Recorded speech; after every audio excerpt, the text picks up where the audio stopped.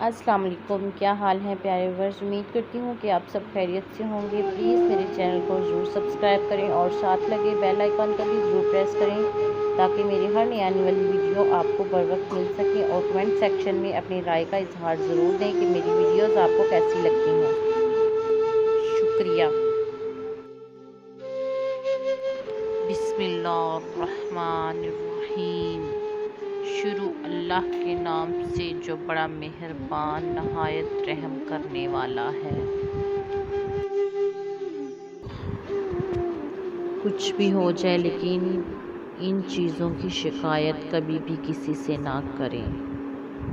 औलाद के सामने अपने बड़ों की, अपना मकाम होते हुए इसकी तंगी की और अपनी किस्मत की भूल कर भी अपने माँ बाप या उस्ताद की रुखसत करने के बाद अपने मेहमान की